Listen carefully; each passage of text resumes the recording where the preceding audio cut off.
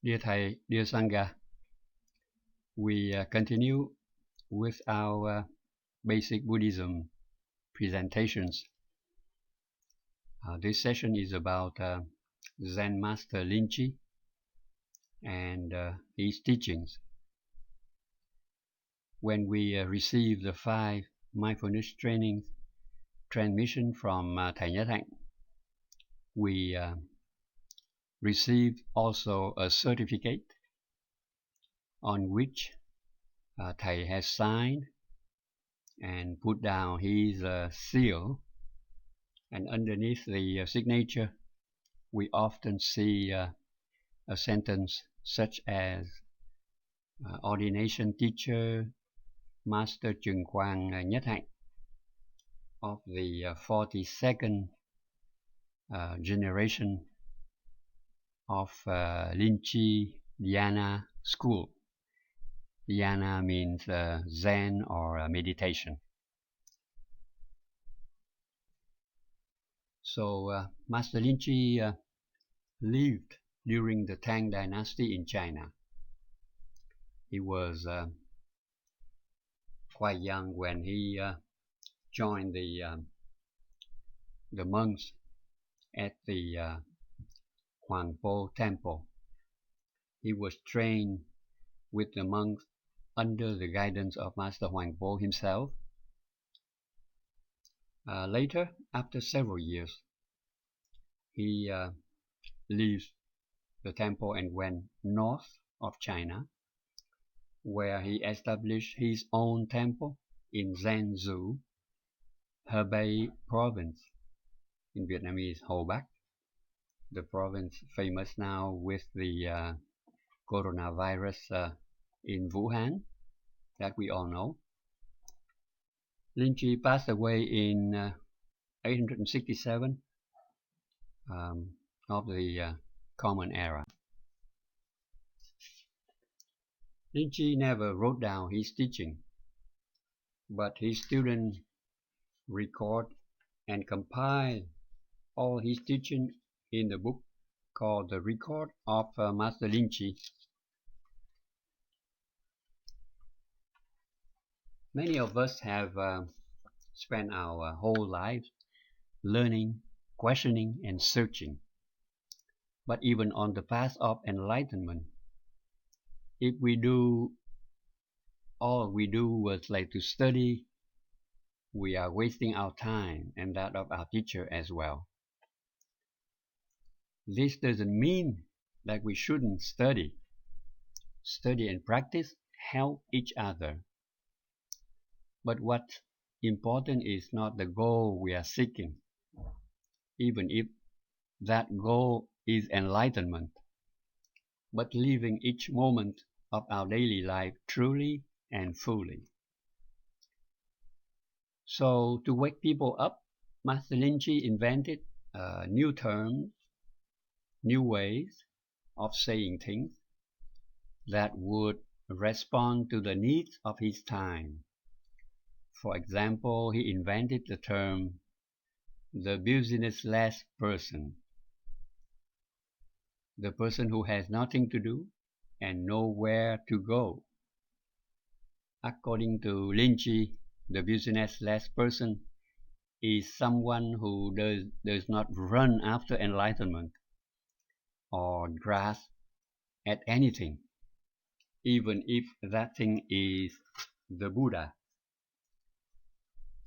The businessless person is the true person inside each one of us. This is the essential teaching of Master Lin Chi. Buddhist teaching are not exalted words or scriptures existing outside us, but are medicine for our ills. Buddhist teachings are skillful means helping us to heal our ignorance, craving, anger, as well as our habit of seeking things outside and not having confidence in ourselves. Insight cannot be found in sutra, commentaries, or Dharma talks.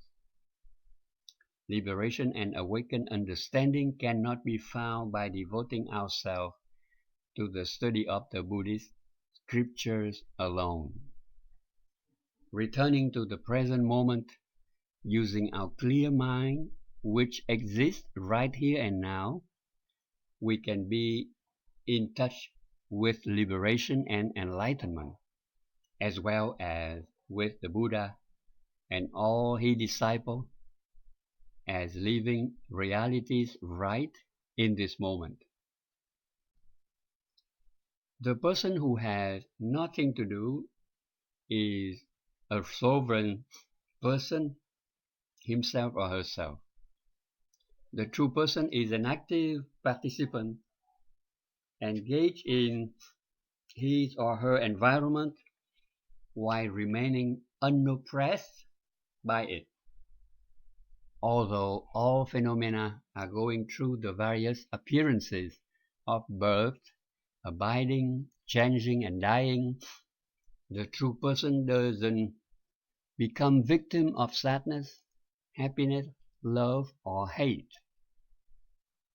We may wonder if a person has no direction, isn't yearning to realize an ideal, and does not have an aim in life, then who will help living beings liberate it? Who will rescue those who are drowning in the ocean of suffering? That is a good question that I invite you all to think about. A Buddha is a person who has no more business to do and isn't looking for anything. In doing nothing, in simply stopping, we can live freely and true to ourselves, and our liberation will contribute to the liberation of all beings. Master Lin Chi didn't want to present deep and wonderful ideas for us to study and debate. Master Lin Chi doesn't want us to see his works as a golden framework to study and worship. The purpose of Master Lin Chi's work is to help us cease all our seeking and come back to ourselves in the present moment. That's where we can find everything we are looking for. Now, let's go to the teaching of Master Lin Chi. In Zen circles, people say, before I became a practitioner, I saw mountains as mountains and rivers as rivers. When I began to practice, I no longer saw mountains as mountains and rivers as rivers. I began to see their interbeing nature. After I attained the path, I again saw mountains as mountains and rivers as rivers. But now my view is clearer. My understanding is brighter. I am no longer caught in the view that the mountain is only the mountain and the river is only the river. Now I really see them. I see their true nature. Ordinary people tend to be caught by the object of the mind, and practitioners of the path tend to be caught by the mind itself. Taking away the object is easy, but taking away the mind is very difficult. It's easy for us to say that there are no objects of mind and that there is only the mind.